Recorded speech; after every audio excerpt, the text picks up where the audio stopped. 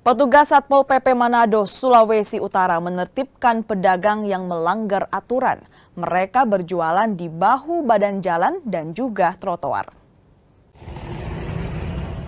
Belasan pedagang yang berjualan di bahu jalan dan juga trotoar di kota Manado ditertibkan petugas Satpol PP.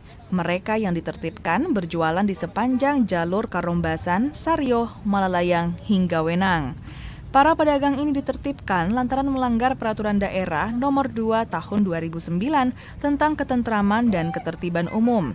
Mereka yang ditertibkan akan diproses dan jalani sidang tipiring atau tindak pidana ringan. Ini kita laksanakan sesuai peraturan daerah yang berlaku. Jadi kita tegakkan aturan khususnya PKL yang menggunakan badan jalan dan trotoar. Lebih khusus karena ini ada giat tipiring yang kita tingkatkan sebentar, ditipiringkan di kecamatan karena banyak PKL yang melanggar peraturan daerah nomor 2 2019 tentang ketentraman dan ketertiban umum.